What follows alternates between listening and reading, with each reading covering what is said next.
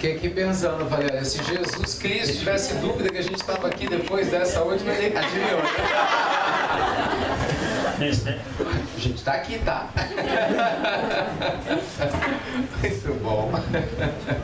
Ai, meus amigos, que delícia, né? I came back. Ai, que bom, que bom. Nossa, que tarde maravilhosa, né? Nossa, que bênção. Sério, que bênção. Não faço minhas palavras da Débora, porque quando a gente fala de estudar o Evangelho, muitas pessoas têm essa ideia equivocada, né? Que é uma coisa sisuda. Vocês não tiraram essa ideia. Uma coisa de idade média, né? Ninguém ri, ninguém pode brincar. E é exatamente o oposto. Muito antes pelo contrário. Muito antes pelo contrário. A leveza que o bom ânimo traz, o bom humor, a alegria, né, nos traz, é um combustível para a gente fazer a obra do bem. Vocês sabem que as pessoas que eu tive a oportunidade de conhecer, que conviveram intimamente com Chico Xavier, todos, sem exceção nenhuma, falavam e atestam o bom humor do Chico. Todos. A gente teve em Uberaba recentemente e eu conversei com vários amigos que não só conviveram, mas cuidavam. O barbeiro do Chico, que cortou cabelo os últimos 10 anos da vida dele, a senhora que trabalhava em casa, e o Eurípides, né, que é nosso amigo, que é o filho adotivo do Chico, e todos contam as mesmas histórias de um Chico bem-humorado, piadista, né, sempre contador de casos. Dona Nena Galves, né, que hospedou Chico mais de 30 anos em São Paulo, sempre falando do Chico com um bom humor extraordinário. Então você vê, não tem como a gente imaginar, né, o Evangelho um cara fechado. Muito bom. Muito bom. Mas, meus amigos, hoje nós temos, né, na sequência das atividades aqui do dia, para a gente complementar, né, nosso tratamento espiritual, algumas reflexões a serem feitas sobre como se libertar, né, dos pensamentos negativos, para a gente começar a viver melhor e de maneira muito mais feliz. Essa é a grande ideia. Mas antes da sequência, deixa eu perguntar, foi tudo bem no tratamento espiritual? Sim. Gostaram? Sim. Espero que tenha sido, né, precioso para vocês. Tem uma história que conta que certa vez uma mulher, ela resolveu casar. E ela gostava muito do noivo dela. Já estava tudo certo, ela ia casar, tudo combinado. Só tinha um probleminha. O noivo era muito apegado com a mãe. Ixi, coisa que não acontece em lugar nenhum. Lógico. Abre esses filhos que o cordão umbilical não corta de jeito nenhum, né? Nossa, mãe. E era uma tal de minha mãe pra cá, minha mãe pra lá. E assim, a bem da verdade, a mãe dele não era lá essa flor de bondade. Nunca é. Assim, by the way, né? E aí ela ficou com aquilo, mas vai fazer o quê? E casou com o homem. E aí eles estavam lá, lua de mel, né? 1 mês, 2 de casamento, e nossa, era confusão o tempo todo por causa da sogra.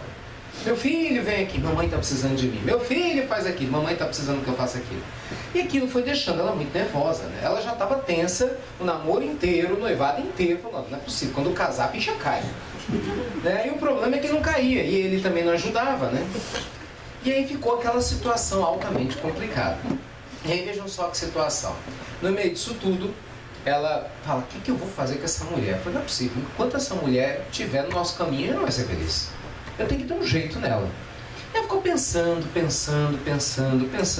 e ela teve uma ideia nada cristã. A história conta que ela foi até uma farmácia homeopática, porque ela ouviu falar que, né, que a homeopatia resolvia tudo, a conta-gotas, e ela leu uns artigos aqui, outro acolá, e aí falou com um farmacêutico bem baixinho. Disse, olha, o negócio é o seguinte, eu sei que vocês manipulam remédios aqui. Eu tenho uma receita que me deram. Eu queria que você manipulasse. Se você não manipular, eu vou em outro lugar. Mas eu vou fazer. Mas o que é isso? O que você quer fazer? Ele mostrou a receita. Você é louca? Você quer um veneno? Ah, mas eu preciso. Não, mas você vai dar veneno para alguém? Mais ou menos. Ah, não, então não tem como liberar nada. Isso não sou eu que está acontecendo. Ah, é minha sogra. Ai, aquela velha, não dou conta dela. E aí foi, xingou a sogra uns 15 minutos. O homem só ouviu, né? Mas peraí, você quer que eu participe de um crime? Você quer matar a sua sogra? Eu falei, não quero matar, eu quero resolver minha vida. Agora ela tá no meio dela, né? A culpa não é minha, ela não precisava estar lá. E aí você, ó, mas se você não quiser, não tem problema, eu vou arranjar quem queira e eu pago bem. O farmacêutico pensou. Só quer saber de uma coisa? Ok, eu vou fazer isso. Eu tô precisando de dinheiro, eu vou fazer isso. Só tem um detalhe. Pelo menos faz o negócio do jeito certo. Não, mas é o que eu quero. Então você vai fazer do jeito certo. Mas qual que é o jeito certo? Você sabe, remédio homeopático, você tem que botar uma gotinha por dia.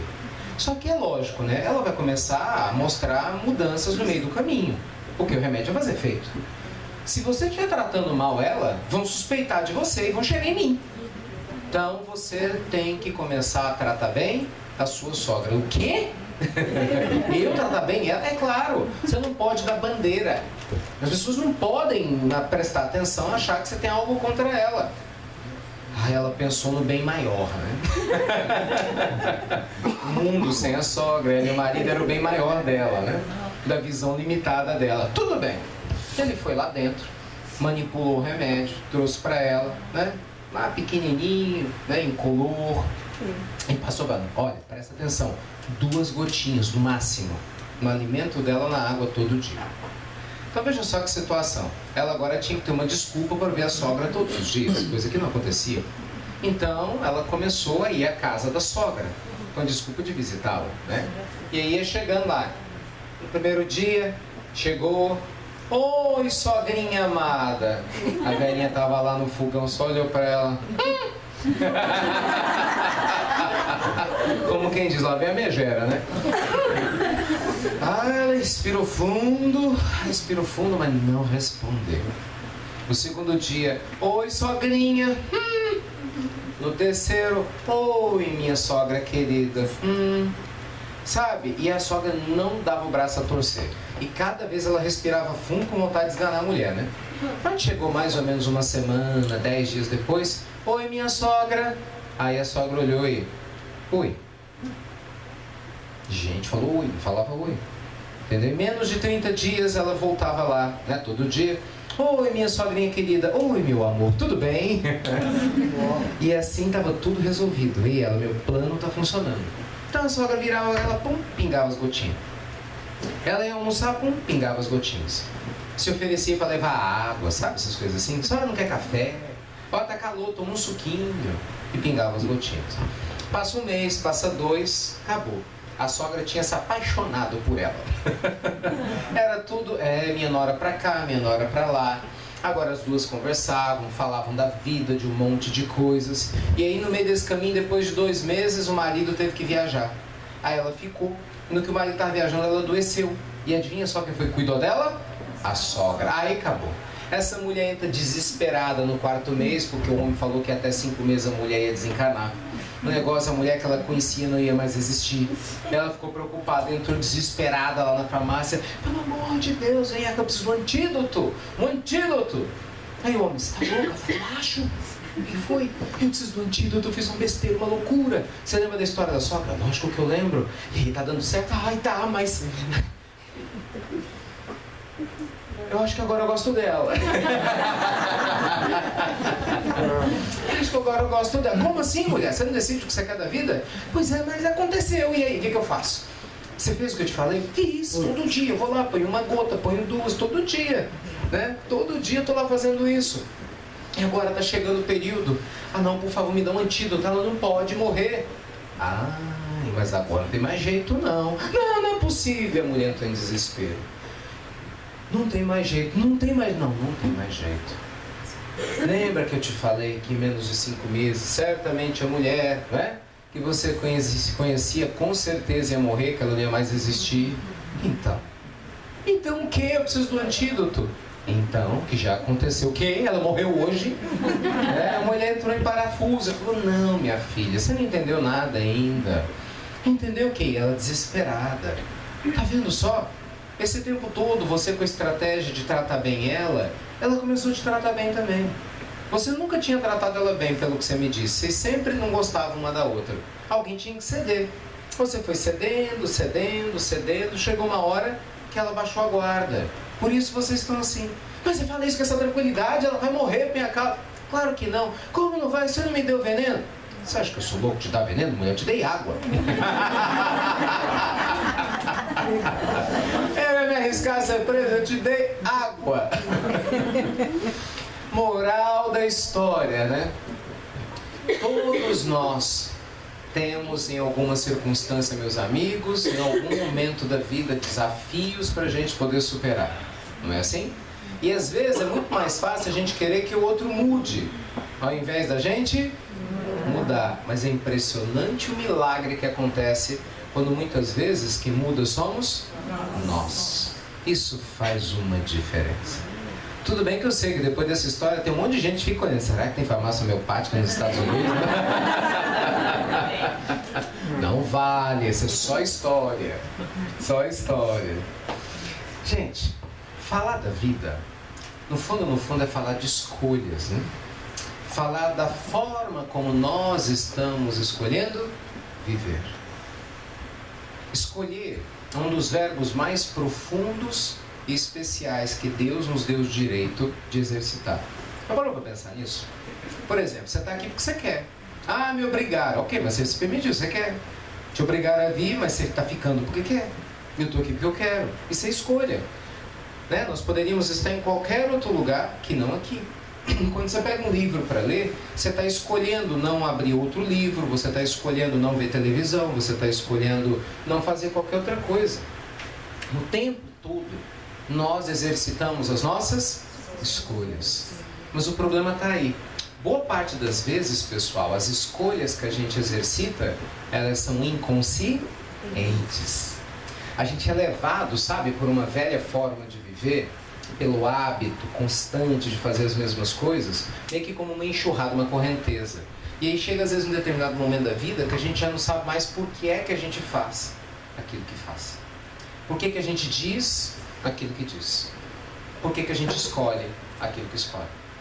E quando isso acontece, é muito comum um dia a gente acordar e se perceber muito diferente, talvez, do ser humano que gostaria de ser. Ou, pelo menos, perceber a mente muito mais agitada do que a gente gostaria que ela tivesse.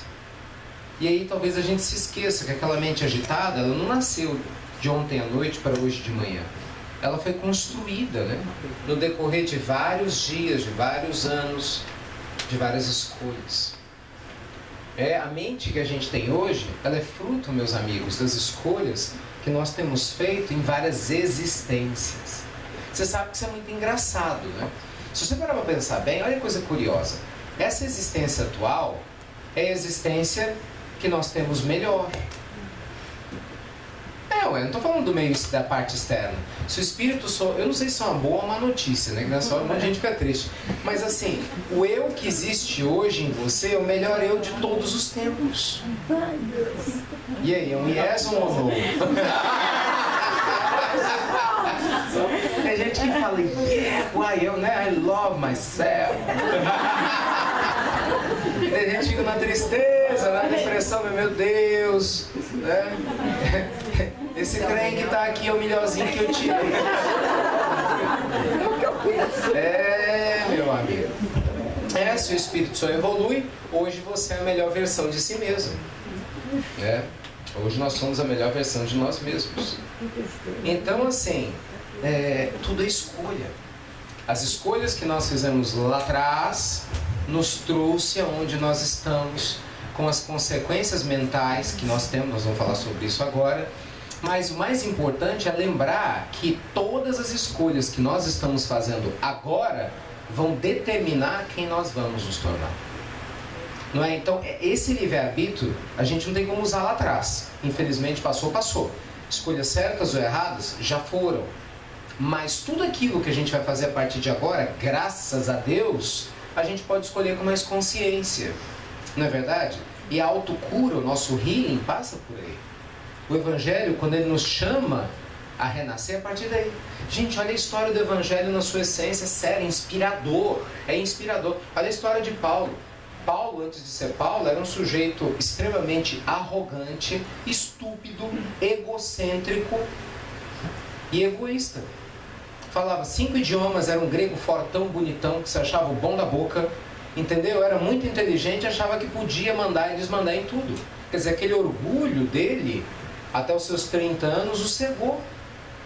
Não é? Quando ele aceita entrar como instrumento, com certeza naquele momento do seu egoísmo, junto ao Sinédrio, inflamando para perseguir os primeiros cristãos, ele estava sendo instrumento do mal, embora tivesse de alguma forma ainda assim a serviço do bem.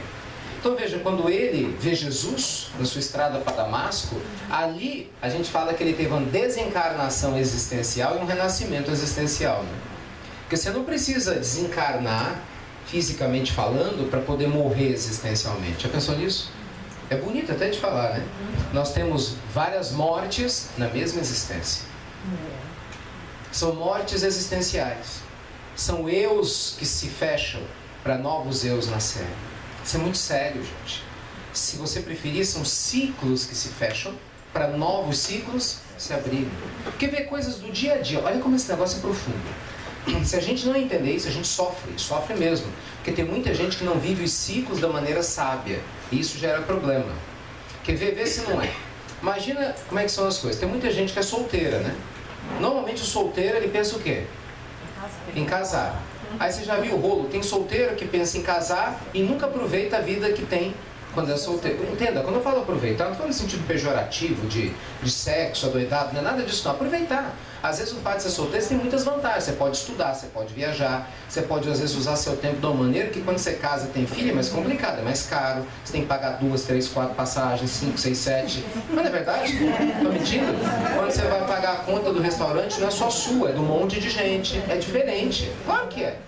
Você está solteiro, você fala, eu quero ir para a universidade tal, eu quero conhecer a cidade tal. Você vai. Você está casado, será que outra pessoa quer ir com você? É possível? Será que não é? Então assim, se você está solteiro, qual que é a ideia? Aproveite a vida de solteiro. Mas não é assim que as pessoas fazem.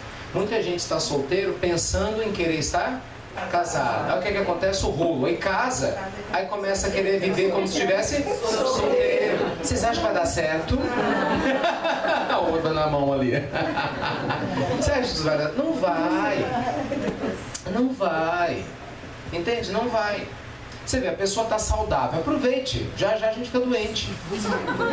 Mas ué, você vai desencarnar nenhum dia. Entendeu? E quando estiver doente, aproveite. Depois você vai voltar a ficar saudável de novo.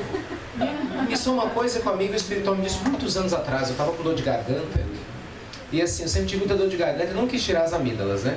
Então assim, lá quando eu era mais criança, mais jovem, meu Deus, essas coisas que a gente fala aqui.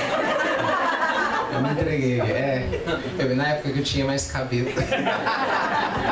Outro dia eu vi uma foto antiga, eu falei, meu Deus. O tempo está passando. Mas enfim, e aí eu com dor de garganta, né? E aquilo incomodava, né? Incomodava não, dor de garganta incomoda, né? E ela, uma amígdala quase gruda na outra, né? Febre, dana, dói, irrita para beber água, para tudo, dói até o ouvido, né? Dói até o ouvido, quer dizer, é uma coisa que não é grave como algo muito mais grave, mas incomoda muito. E eu irritado, e eu lembro dele falando assim, meu filho, tenha calma. Aprenda a tirar proveito da dor de garganta. Eu faço pro morto falar isso. Desculpa aí. Já já você tá melhor. Mas é engraçado, a gente não presta atenção. Então qual é o proveito da dor de garganta? E sério, por incrível que pareça, era uma época, nessa época eu era muito ansioso. Eu não sabia meditar. Enfim, eu tive uma adolescência muito ansiosa. Eu brinco assim que, na verdade, para eu ficar ansioso eu tinha que melhorar muito, né? Não, porque eu aprendi isso com os meus pais, era a vida que eu tinha. Sabe aquela coisa, eu brinquei mais cedo, né, da sexta? Era pior, se alguém me falasse que numa segunda eu sofria a semana toda. Sabe essa coisa de querer controlar o futuro? É uma besteira danada. Então, por isso que eu entendo bem desse processo. Eu sempre fui assim durante um bom tempo. Eu falei, se eu tinha isso aí na primeira parte da minha existência, eu trouxe isso das outras. Então, certamente era ansioso de muito tempo. Então vejam só. E aí eu tava lá e falei assim, meu filho, presta atenção. Quando você tá com dor de garganta, você já notou como você fica mais calmo? Sério? E aí eu fiquei, é lógico, como é que eu vou falar pra dor? Eu ficava irritado com a dor, mas realmente eu ficava mais calmo.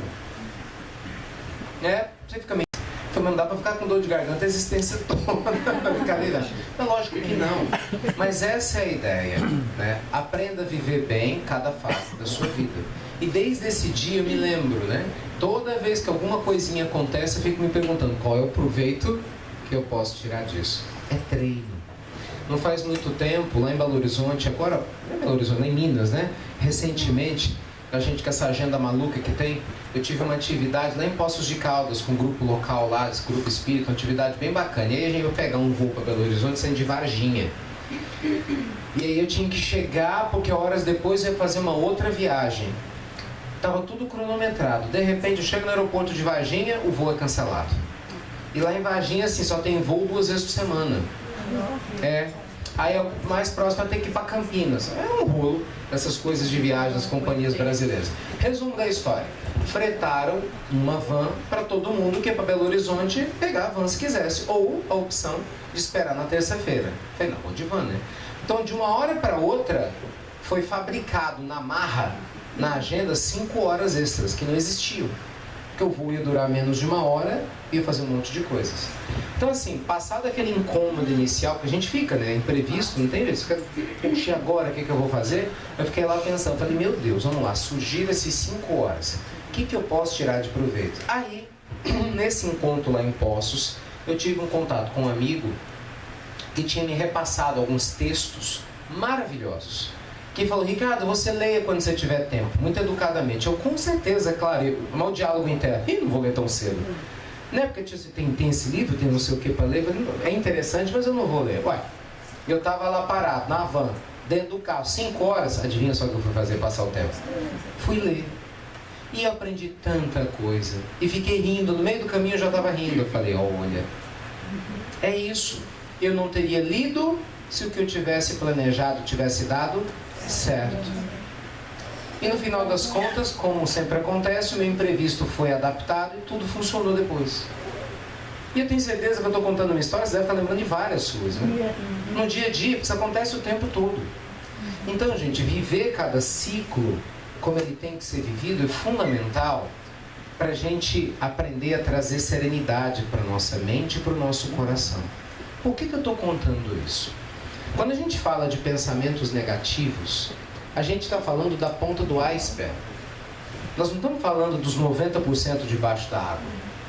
Quando a gente fala do pensamento que é a ideia do eu não dou conta, né? Me vem na mente um monte de coisa ruim do futuro, isso vai dar errado, isso não funciona, pode acontecer X, fulano vai desencarnar, tem medo da violência, medo da, né? De A, de B, de C. Calma, essa pontinha do iceberg é só o reflexo do que tem embaixo. E o que tem embaixo? É o conteúdo, meus amigos, que nós colocamos no nosso inconsciente todos os dias. Então você imagina, se todo dia você está colocando um conteúdo de inadequação, quer dizer, todo dia você coloca um conteúdo de insatisfação com a vida que você tem, você sempre tem a sensação de que está no lugar errado, que as coisas não estão certas, né, que elas não estão funcionando, a sensação de o que é que eu estou fazendo aqui, quem sou eu, né, por que a minha vida não é diferente, aí você vai se comparando a vida que você achou que você deveria ter e não tem, não é? Começa a se comparar a outras pessoas, a gente é mestre em fazer isso. Aí você começa a pensar no futuro, no que pode dar errado. Tem gente que começa a pensar no passado e lembra por que meu passado não foi desse jeito. Então, qual que é o nível, qual que é a qualidade de alimento mental que a gente está colocando no inconsciente? Queixa. E coisas boas ou negativas? Negativas. O que você acha que o inconsciente vai trazer no dia a dia? Negatividade. É uma questão de lógica. É uma questão de lógica. Imagina, você tem uma caixa d'água na tua casa. A caixa está toda suja. Você não lava ela. Só tem sujeira lá dentro. Você abre a torneira, vai sair o que? Água limpa? Não tem como. Então, como é que a gente se liberta de pensamentos negativos? Cultivando uma forma de viver leve, positiva e saudável. E dando tempo para haver essa troca no nosso inconsciente. Não tem outra forma. É um processo. É um processo. Imagina o seguinte, se você tem uma... Pronto, pega aqui, imagina só uma garrafa dessa, um vasinho. Ele está sujo. A garrafa está suja. E aí você começa a jogar água dentro dessa garrafa suja ou do vaso que está sujo. Com o passar do tempo, a água vai sair e a primeira leva de água vai levar embora a sujeira, sim ou não? E se você continuar colocando água, o que vai acontecer? Vai limpar. Chega uma hora que não sai mais sujeira, não é? Agora, se você colocar água suja, vai limpar? Não. Então, vamos lá, vamos entender como é que isso funciona. Eu quero melhorar o meu padrão de pensamentos. Então, qual é o primeiro passo? Aceitar que você tem que lidar com o processo. Não é da noite para o dia. Querido, obrigado. Não é da noite para o dia. Porque quando a gente acha que é da noite para o dia, a gente cria ansiedade para deixar de ser ansioso. Olha a armadilha. Então, o povo que vai meditar, fecha o olho e fica, não posso pensar nada, não posso pensar nada, não posso pensar nada. Eu sei, ué. Sou eu. A pessoa fala assim, isso não é para mim. Obrigado. Isso não é para mim. Eu não posso pensar em nada. Mas você já está pensando, né? A nossa mente, ela tem alguns artifícios assim que nos enganam. Então não é assim, entenda, é um processo. Não tem como ser diferente. Aceite isso. Vai fluir melhor. Segundo passo. Entendendo que esse é um processo, o que você vai fazer? Você vai começar a colocar água nova no sistema. Você vai escolher qual é o alimento, o padrão de alimento que você vai trazer para a sua mente. E aí é que vem a reforma íntima, onde o Evangelho ajuda demais. Qual que é o padrão? Imagina, se você vai para a festa e faz fofoca de quem está do teu lado, você continua botando fofoca no alimento. Se a gente entra na internet só para ver notícia ruim, você continua colocando um padrão de alimento ruim. Não tem jeito, né? Se a gente se reúne para falar só de bobagem, das desgraças da vida, você começa só a colocar alimento ruim no sistema. Aí não tem como. No Brasil a gente brinca, os jornais você espreme e sai sangue, né? Então assim, não tem como. A pessoa passa o dia todo falando de coisa negativa, convivendo com gente negativa, entende? Imaginando coisa negativa. O que você acha que você vai pensar? Não tem como. Você vai ser uma pessoa negativa, isso é uma questão óbvia. É uma questão de lógica. Não adianta. Escrever uma coisa, todos nós passamos por experiências de luto em algum momento da existência. Se não passou, provavelmente vai. Porque a única chance de você não passar é você desencarnar primeiro. De um jeito ou de outro, você ou alguém perto de você vai passar por um luto. É uma questão de lógica, não é verdade? Então veja que interessante. Quando a gente passa por algum tipo de luto, seja qual for, não estou falando só de uma pessoa, não alguém que você ama desencarnado, um cachorrinho, dependendo do caso, dói mais do que um parente encarnado, dependendo da importância do animal. 1000 vezes. Mas não tenho dúvida quanto a isso. Aliás, tem pesquisas acadêmicas que mostraram que o efeito sobre o corpo e o cérebro do desencarne de um animal querido é idêntico ao que acontece com um ser querido humano. Porque o cérebro ele não faz distinção, ele sente a dor. Enfim. Então o fato é, luto nós vamos passar. Qual que é a ideia? Quando eu passei pelo meu primeiro luto, eu lembrava disso. E não adianta você ser espírita, você sente saudade do mesmo jeito, uma coisa não tem nada a ver com a outra. Nada a ver. O Chico, veja bem, o Chico via as mães dele desencarnadas. Ele viu Dona Maria João de Deus desencarnada, conversava com ela. Ela trouxe comida para ele quando era criança, né, através lá do cachorrinho. Quer dizer, tinha uma convivência próxima. Quando a Dona Cidália, a segunda mãezinha dele, desencarnou, ele chorou como se fosse uma outra pessoa. A gente não deixa de ser sensível. O Chico, os animaizinhos dele desencarnavam, ele sofria. Entendeu? Como se, aparentemente, para quem estivesse fora, ele não tivesse conhecimento da vida além da vida.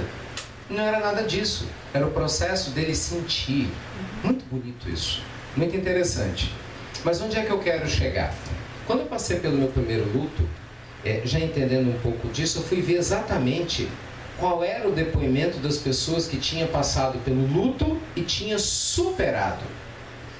Ao invés de ficar lendo o depoimento de gente que passa pelo luto e não supera. É o alimento. Eu não quero um alimento de gente negativa no momento que eu estou frágil. Eu quero um alimento de pessoas positivas. Se escolhe. A gente tem escolha. Você está desempregado. Então converse com pessoas que estão desempregadas, mas que têm uma atitude positiva em relação à vida. Eu estou desempregado, mas eu estou aqui no centro. O outro está desempregado e está se drogando. É diferente. Entende? Ah, eu tô com câncer, eu tô com tumorar, eu tô com fibromialgia, eu tô com AVC, tive um problema qualquer, mas eu sou otimista. Aliás, graças a Deus, eu conheço muita gente assim, né? Que literalmente o corpo está enfermo, mas a alma mega saudável. E aí tem pessoas que às vezes é uma besteirinha qualquer, está reclamando. Maria Gertrudes vem aqui, peça para ela contar as histórias do Jerônimo. Muita gente não sabe, ela é a responsável, né, pela casa que perpetua a memória de Jerônimo Mendonça lá em Ituiutaba. Ontem a gente conversava, eu conto muitas histórias do Jerônimo nas pílulas, que eu amo o Jerônimo. Jerônimo é uma inspiração. Pelas carinhas o pessoal tá, ok, quem é Jerônimo? Pois é esse o perigo. Como não saber quem é Jerônimo? Gente, vamos lá, 2 minutos. Jerônimo Mendonça foi um dos maiores espíritas em termos de produtividade, cristandade, bondade e de bom humor que a gente teve. Só tem um detalhe, ele não andava, não enxergava, não se movia. E tinha uma angina horrorosa, coitado, que ele tinha que lidar. Esse era o detalhe. Jerônimo, ele foi acometido de uma artrite reumatoide gravíssima, que fez com que ele perdesse toda a movimentação do corpo, tivesse dores crônicas. No final da vida física dele, ele tomava morfina e já não parava a dor, só para vocês terem ideia. Jerônimo ficou cego, ele não se movimentava. Ainda tem umas palestras dele no YouTube, que vocês acham? Ele viajou o Brasil todo, em cima de uma maca, fazendo palestra, abriu 2 casas espíritas, fazia atendimento fraterno domingo à tarde, por telefone. Esse era Jerônimo. Então você imagina a cena, né? Jerônimo protagonizou, assim, histórias fantásticas, né? De resignação, de alegria, de bom ânimo, mas nem sempre foi assim. Vou abreviar a história para vocês. O Jerônimo achou que ia desencarnar no final da década de 60. Ele tinha muita hemorragia, sangrava muito. Uma dessas, o médico falou, Jerônimo, você vai morrer. Ele era muito amigo do Chico. O Chico adorava ele adorava o Chico. Então ele falou que o último desejo dele, antes de desencarnar, era se despedir do Chico. E aí os amigos deram um jeitinho, levaram ele para ver o Chico. Avisaram o Chico e chegaram lá no centro. Quando chegaram no centro em Uberaba, o Chico estava voltando de uma atividade social. Então o Chico chega lá, vê o Jerônimo, estava com um lençol branco em cima dele com sangue. Aí o Chico todo sorridente, né? Meu Deus, olha só quem está aqui, que veio nos visitar. Aquele jeitinho gostoso do Chico, né? Vejam só, nosso Jerônimo. E aí veio todo mundo junto assim, olha, vamos todos dar um beijo carinhoso no Jerônimo. Mas com muito carinho, para que essa rosa linda não venha despetalar, fazendo menção à mancha de sangue. Só que na verdade o que o Chico estava fazendo? Passe. Cada um ia lá e dava um beijo no Jerônimo. Beijinho aqui, beijinho lá. E o beijão veio dele, né? O que o Chico dá um beijo no Jerônimo, dá um abraço nele, imediatamente a dor do Jerônimo passa. Escuta a história. E o Jerônimo acha aquele estranho, né? Ele já estava conformado que ele ia desencarnar. Aí eles vão para casa do Chico, já estavam os dois. Aí o Chico fala, Jerônimo, quase foi dessa vez, hein? Você ia desencarnar antes da hora. O quê? O espírito via essa palavra antes da hora, assim, igual suicídio, né? Ninguém gosta. Como assim? Jerônimo, olha, você, meu filho, aceitou a pecha do coitadinho. E olha só o que essa pecha te fez. Porque o que acontecia? O Jerônimo, ele fazia um monte de trabalhos no campo do bem. Mas sempre alguém... Imagina, gente, ao invés de eu estar aqui, tem uma maca... Não estou exagerando, era assim, uma maca... Tem uma pessoa deitada, o pescoço dele era... Ele não tinha esse movimento no pescoço, ele ficava assim. Alguém colocava o microfone assim, ele estava com óculos escuros de todo tamanho e ele ia falando, porque não movimentava. Então o povo todo falava, gente, olha que maravilhoso, olha que lindo e tal. Aí passava um tempo, um outro, coitado dele. Ele não via, né? Tipo assim, coitadinho do Jerônimo. Ele não falava nada, mas eu vindo e pensando, eu sou um coitado, né? Coitado. Então coitado não pode ser feliz, eu sou um coitado. Coitado não pode viver muito, né? Olha o perigo, olha o que o inconsciente da gente faz. Olha a gravidade do inconsciente. Por causa desse raio, desse coitado, ele quase desencarnou antes da hora. Tanto que o Chico fala com ele, assim, meu filho, nunca mais aceite a pecha do coitado. Dito e feito. Desse dia em diante, o Jerônimo mudou completamente a forma dele lidar com essa situação. E aí nascia o mito do Jerônimo Mendonça, um bom humor impagável. As dores cada vez maiores do dono de um bom humor impagável. O Divaldo ia fazer palestra no auditório lotado, ele fazia piada com o Divaldo, tirava onda com o Divaldo, falava assim, baiano, o povo pode até bater palma pra você, mas quem sai carregado sou eu.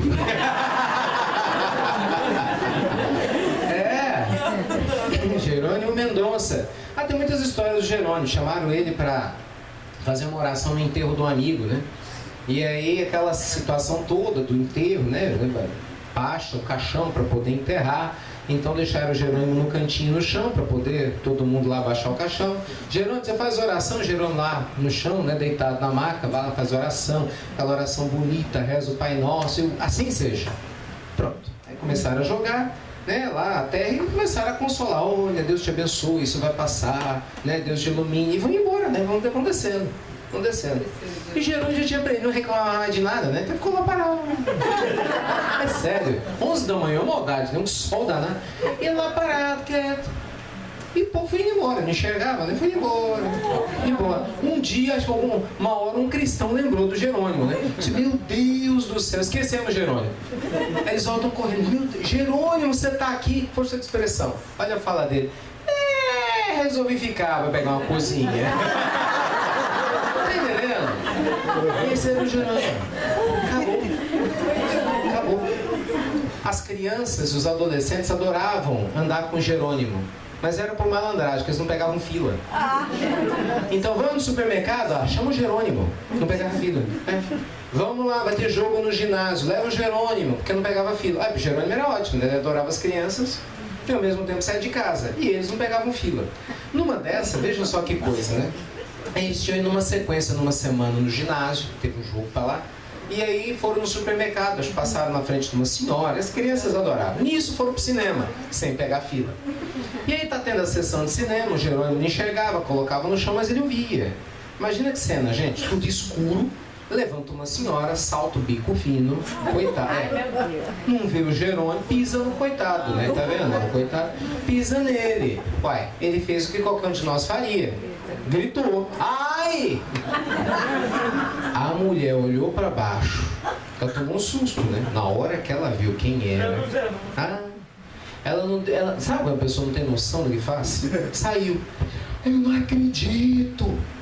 É você de novo, aleijado. Foi. Você de novo.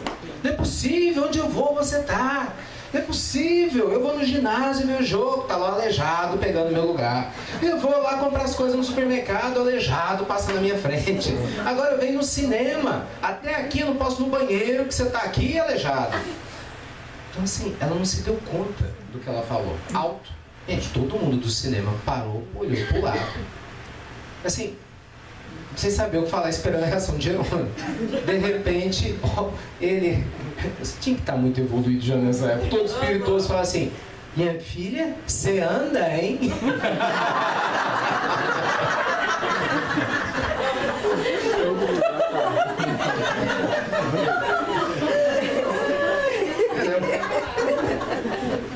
Então assim, o Evangelho transforma a gente.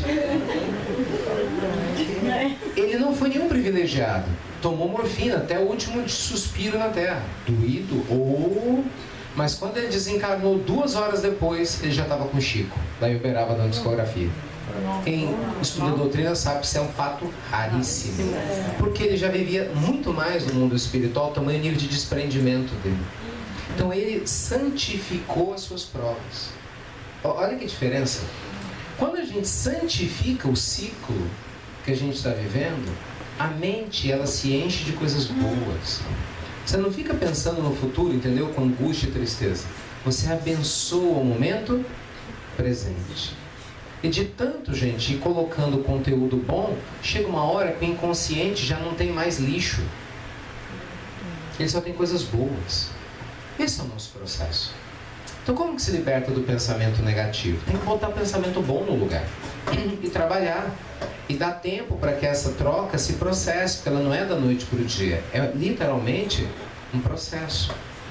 A gente vai trabalhando. Porque vejam bem, a maioria de nós vive aonde? Ou no futuro ou no passado. Né? A pessoa angustiada, ela vive no passado. Tem que tomar cuidado, porque quem vive no passado, a mente no passado, normalmente são pessoas candidatas à depressão. Sempre pensando no potencial. Minha vida no Brasil, minha vida não sei aonde, passado. Isso deprime. É o apegado, né? A pessoa que vive no futuro é o ansioso. O que será que vai ser? Será que vai chover? Será que vai dar certo? Será que vou me aceitar? Eu vou ter emprego? Eu vou ter um amor? Não vou ter? É assim? Será que o espirro vira pneumonia? Será?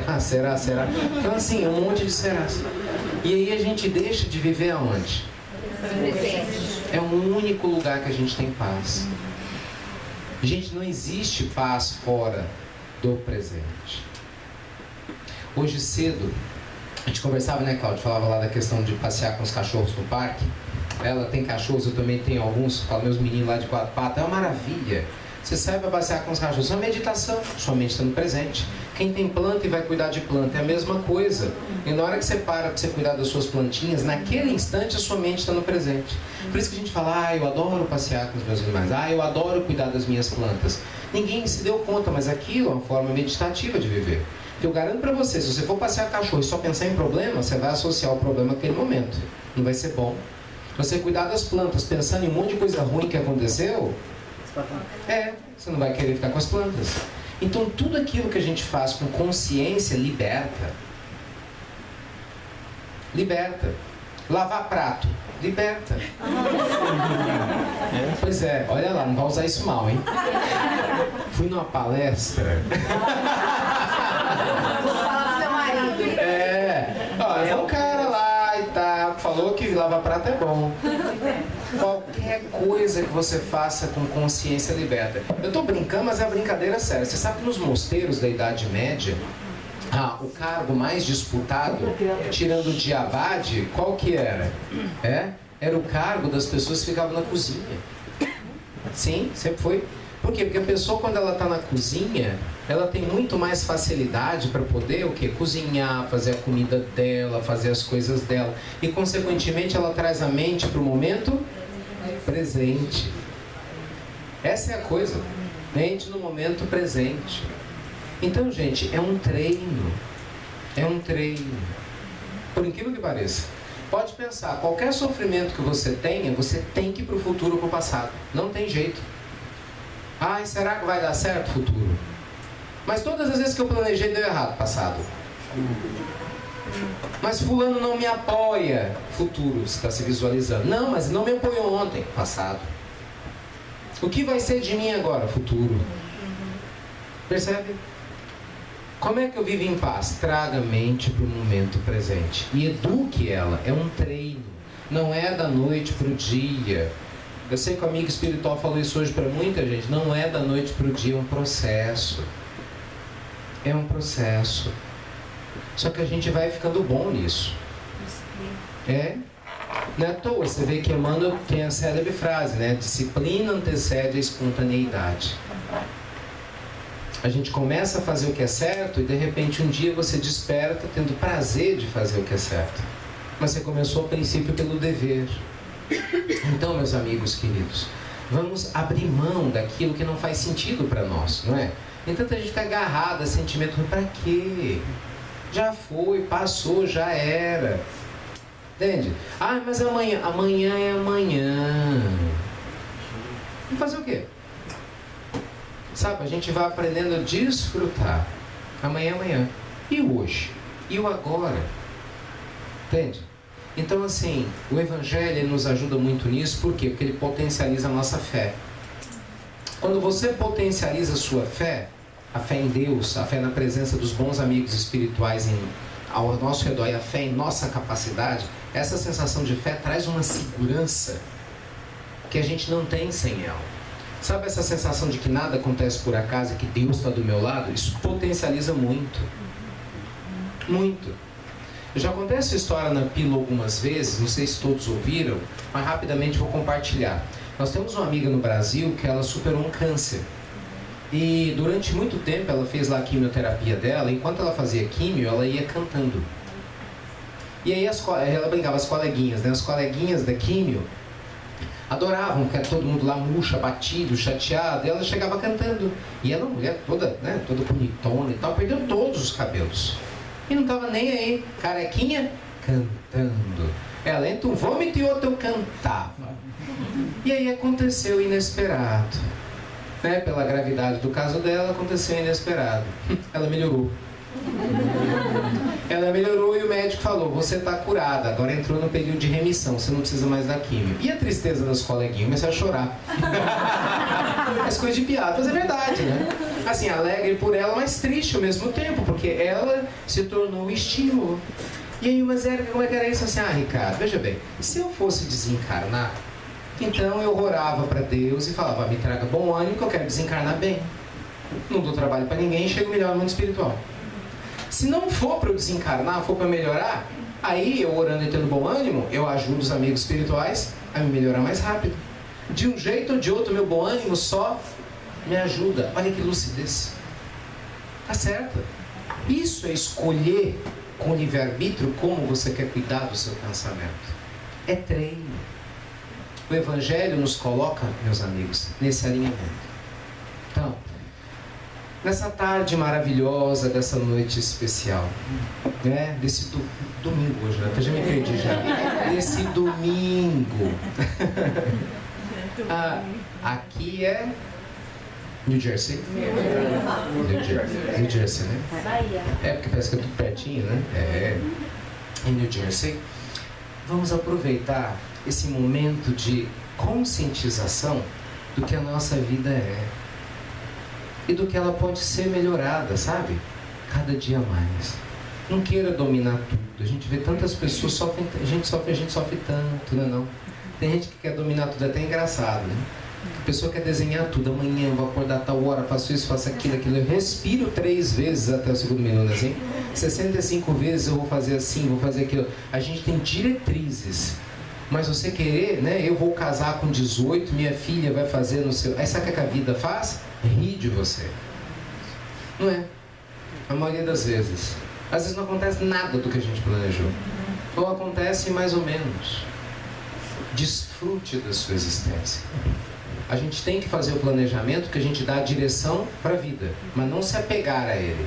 Entende? Para deixar claro, o problema não é planejar. O problema é se apegar. É aí que a gente sofre. É aí que a mente se enche de negatividade. Eu tenho uma entrevista de emprego amanhã. Claro, vou planejar, chegar na hora e bem. Agora eu me apegar se eu vou bem, não sei. Amanhã eu vejo como é que vai ser. E você vive. Eu tenho um encontro amanhã. Como vai ser? Não sei. Tá tranquilo. Se for ruim, eu vou embora tomar um café. Se for bom, vou conversando.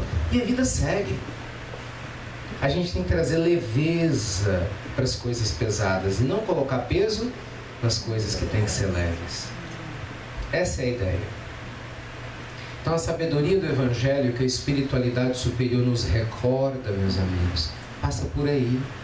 Não é? Tangencia a beleza através de uma maneira simples de viver. Lembre-se do seguinte: o fato de ser simples não quer dizer que é fácil.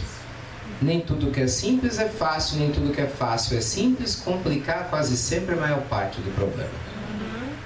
Né? Então, às vezes, uma coisa não é fácil de ser feita, mas é simples de ser entendida. Então, traga mais simplicidade para o seu dia a dia. Isso muda completamente a nossa maneira de educar, né? A nossa mente inconsciente para tal. Muda tudo. Absolutamente tudo. Conflitos, nem sei se tem, mas por exemplo, um dos CDs nosso é como lidar com conflitos conjugais. Ninguém tem conflito conjugal, né? Imagina, não se vê outra ansiedade, conflito conjugal. A base é essa. Eu lembro na época, eu perguntei para a equipe nossa lá do Namastê, nós fomos gravar os CDs, né? Lá para as obras. Aí eu perguntei, que tema vocês acham interessante? A gente fez uma enquete, que o pessoal manda as perguntas para as pílulas noturnas e tem as principais queixas. Aí ganhou essa, né? São conflitos conjugais, ansiedade, mereceu um capítulo à parte. Tem a parte do conflito sexual, que tem uma questão da parte sexual. E aí a gente estava fazendo análise, mas no fundo, é tudo a mesma coisa, a base, né? Qual que é a base? A gente está desconectado da nossa paz interior. A base é essa.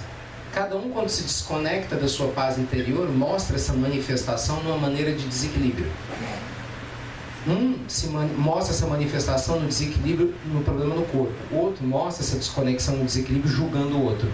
Outro mostra essa manifestação com conflito na área sexual. Outro na parte do conflito com dinheiro. Outro na parte do conflito com poder. Outro na parte com conflito com a família. Outro na parte com conflito do medo da solidão. Mas sempre a essência é a mesma. Qual é a essência? Falta de conexão com o seu eu sagrado. Todas as vezes, meus amigos, todas as vezes que você estiver em contato com o seu eu divino, conectado consigo, essa sensação de plenitude, ela acalma, alimenta e complementa. Não há pensamento negativo nessa conexão. Não há medo. Não há angústia. Essa conexão que é a proposta do mundo maior para nós, né, que a gente aos poucos vai treinando. Tem dia que dá certo, tem dia que não dá, mas nós vamos trabalhando ela. Ela vai nos libertando de todo o passado que a gente teve. Nos dando o direito de recomeçar de novo agora. Para ter um fim muito melhor e mais bonito. Não é? Então, a mensagem de hoje do Evangelho, como sempre, é: não duvide de você. Jamais. Nunca tire de si mesmo a oportunidade de recomeçar de novo. Nunca. Jamais faça isso. Se você tiver que começar de novo, comece. Quantas vezes for necessário. Hoje não deu certo, começa amanhã. Essa semana não deu certo, começa a semana que vem. As semanas não deram certo, muda o mês, começa no outro mês. No mês não deu certo, começa no outro ano. No ano não deu certo, começa na outra vida. Mas começa. Mas de um jeito ou de outro a gente recomeça. Isso é muito lindo. Não tem ninguém que não possa recomeçar se não quiser. Então calma. Não vos inquieteis, pois, pelo dia de amanhã. Deixai que cada dia cuide de si mesmo. Porque basta cada dia seu próprio mal. Jesus, Mateus 6, versículo 34. É o convite do Cristo para dizer: calma. Não é? Calma. Calma. Quando ele fala que a boca fala daquilo que o coração está cheio, ele está nos convidando a manter o quê? A conexão com o nosso eu divino. Não é isso? Então, mais uma vez, quero agradecer muito a vocês pela oportunidade de estarmos juntos, né, de fortalecermos uns aos outros nessa convivência abençoada. Me permita agradecer em especial a vocês que recebem as pílulas do Evangelho, que as multiplicam. Deixa eu perguntar de novo, quem aqui recebe as pílulas? Levanta a mão. Olha que maravilha. O WhatsApp do centro recebe. Que chique. Aí, tá vendo? Ó, quem não tá no WhatsApp do centro tá perdendo. Para quem não sabe o que é as pílulas do Evangelho, né? Quem não sabe, gente, são mensagens que nós gravamos há alguns anos, né? Todos os dias de crescimento espiritual, sem nenhum tipo de rótulo religioso. Isso é bem importante lembrar disso, né? O Ricardo é espírita, mas as pílulas são espirituais, né? Para a alma humana. Então eu fico na alegria, porque hoje a gente tem, dos seguidores das pílulas, pessoas de todas as religiões. A gente tem evangélicos, católicos, muçulmanos, budistas, fugiu o nome aqui, meu Deus. Judeus, obrigado. Estou aqui israelita no meio. Judeus, ateus. Então isso é muito especial. Pessoas de outras religiões, né? Sishonoye, do Shumei. É uma maravilha. Então, muito obrigado. Do fundo do coração. Para quem não recebe, a gente falou antes do tratamento, não sei se chegou gente nova, mas baixa o aplicativo IRM oficial. A gente teve uns probleminhas no início de adaptação, agora ele já está redondinho para o iPhone, né? Para o Android. Super tranquilo. E vamos juntos, né? Na construção dessa humanidade melhor e mais feliz. Sabe, cultivando dia a dia, cada vez mais, né, essa consciência lúcida, justa, de fortalecimento interior. E convido a vocês, quando tiverem a oportunidade de conhecer as obras do Namastê. Hoje, graças a Deus, o nosso Instituto Namastê dá suporte a várias instituições de vários lugares do mundo. Muito legal. Muito bacana. Vocês não conhecem, entra lá no site para vocês darem uma olhadinha, institutonamastê.com.br. A gente tem uma série de eventos agora, né? Aqui nos Estados Unidos, vamos para o Canadá na sequência, depois a gente volta para o Brasil, todos ajudando instituições. E esse é o objetivo, a gente construir essas pontes entre nós, não é? Da alma humana, né? Com carinho, com amor, sem nenhuma pretensão. Porque, gente, o amor, onde ele está presente, a alma humana se ilumina. Mahatma Gandhi disse uma coisa sábia certa vez: o amor de um é capaz de neutralizar o ódio de milhões. Você não precisa de muitos Chicos, você precisa de um Chico para uma obra gigante ter sido feita. Nós precisamos de um Gandhi para poder iluminar uma Índia inteira, né? De um Nelson Mandela para ajudar uma África do Sul a despertar. Então imagina o poder que você tem na sua casa, se você desperta. Se um neutraliza milhões, não é possível que um não possa ajudar uma casa de 4, 5, 10, 20. Entende? Então não é o outro que tem que mudar. Assuma a responsabilidade pela sua felicidade, né? Pelo seu pensar positivo, pela qualidade do pensamento que você põe na sua mente. E confie, porque a bondade divina sempre nos traz o recurso. Às vezes é simples, embora não seja fácil. Como dizia Jesus, aqueles que tiverem olhos para ver, e quem tiver ouvidos para ouvir, que ouça. Luz e paz para os nossos corações. Espero ter o privilégio de revê-los muito em breve, né? A gente está junto de novo. Eu conto muito do fundo da alma com as orações de vocês, com as vibrações de vocês, né? Para o projeto continuar crescendo. Hoje, graças a Deus, está indo para 140 países. É uma bênção, né? Para a gente se manter juntos, cada vez se conectando mais em nome de Jesus, né? Que é o grande fundamento das nossas obras, de todos nós. Então, luz e paz a vocês, ao Seara, a espiritualidade superior que abençoa todos e a sua família, né? As pessoas que você ama tanto aqui no Brasil, onde quer que estejam, que receba todo esse carinho. Fiquem com Deus e com a graça de Jesus sempre. Até breve. Até muito breve.